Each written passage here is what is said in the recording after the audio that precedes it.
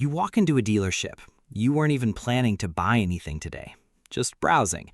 But then a salesperson walks over. Friendly, confident, helpful.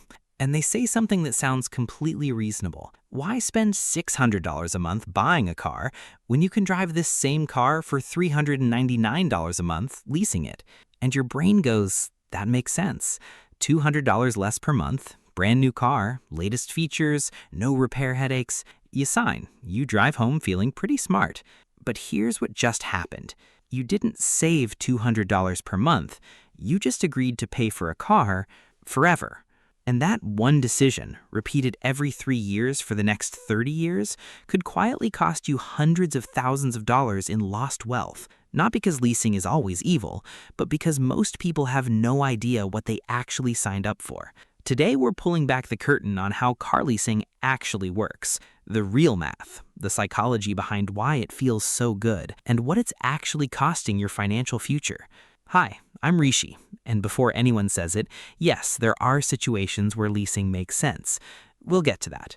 But first, we need to talk about the version of this story that nobody puts in the ad. Let's get into it. Number 1, how leasing actually works. Let's make sure we understand what a lease actually is. When you lease a car, you're not buying it. You're renting it for usually 2 to 4 years. Your monthly payment covers the car's depreciation during that period, plus interest and fees.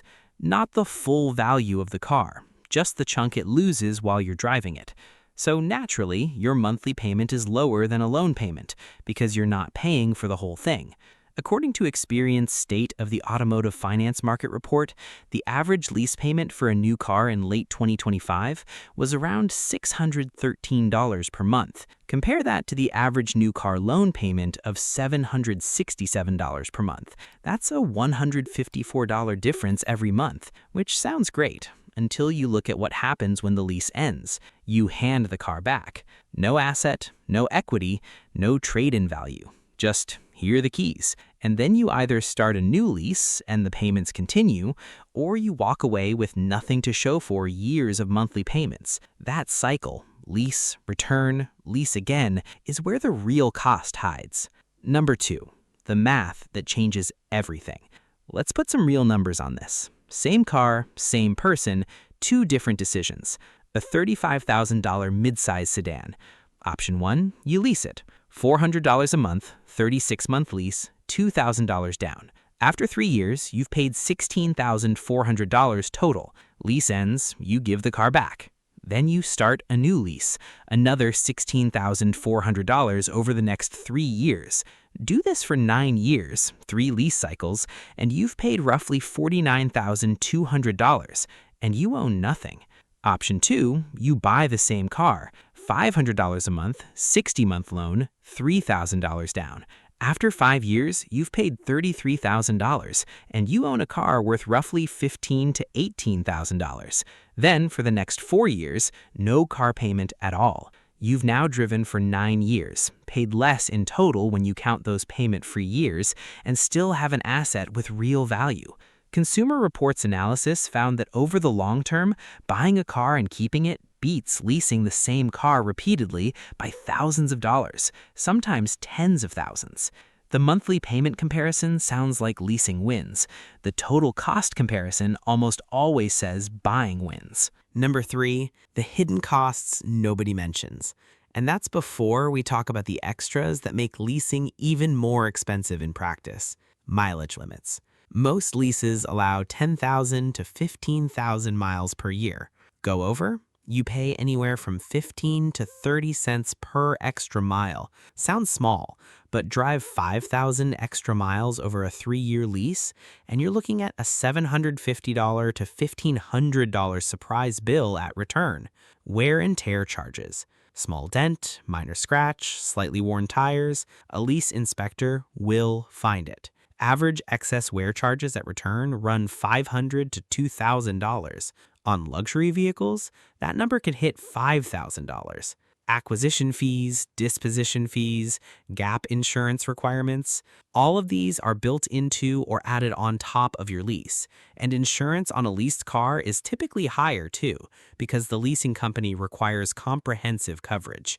According to data from MoneyFi, these hidden costs can easily add $2,000 or more to the total cost of a lease, on top of every monthly payment. Costs most people don't think about when they're sitting in that showroom, looking at a monthly payment that seems very manageable. Number 4, the psychology. Why leasing feels so smart. Leasing isn't just a financial product, it's a psychological one, and it's designed brilliantly. The dealership doesn't say this car costs $35,000. They say this car is just $399 a month. Behavioral economists call this payment framing. When you break a large number into smaller periodic payments, the total cost becomes psychologically invisible. Your brain stops asking, "Can I afford $35,000?" and starts asking, "Can I afford $399 a month?" That's a much easier yes. And then there's the new car cycle. Every 3 years, you're back in that showroom, newest model, latest tech, fresh smell. It feels like an upgrade. It feels like progress. But financially, you're running on a treadmill, moving fast, going nowhere. There's also something called status signaling, the psychological need to display success through visible things. A car is one of the most visible things in your life. People see it, they form opinions, you know this, and leasing makes it easier to drive a more expensive car than you could actually afford to buy, which means for a lot of people, the lease isn't about transportation, it's about identity, and that's a very expensive thing to fund every 3 years. Number 5, the wealth cost. This is the real scam. Here's where the title of this video comes from. Let's say you're 30 years old, and instead of leasing a car and paying $500 a month forever, you buy a used, reliable car for $15,000, drive it for 7 years, and take the $400 you would have spent on a lease and invest it instead. At an average 8% annual return over 30 years, that $400 becomes roughly $587,000, nearly $600,000, from a car decision. That's not an exaggeration. That's compound interest doing what it does. And that's why this matters so much. It's not just about the car. It's about what else that money could have been. Every dollar that goes into a depreciating asset every month is a dollar not building your future. The car industry knows this. That's why leasing has grown to nearly 24% of all new vehicle sales in 2025, according to Experian. It's a brilliant business model. You pay for the most expensive years of the car's life, the depreciation years, give it back, and do it all over again. The manufacturer keeps getting new customers, you keep paying, forever. Number 6. So when does leasing actually make sense?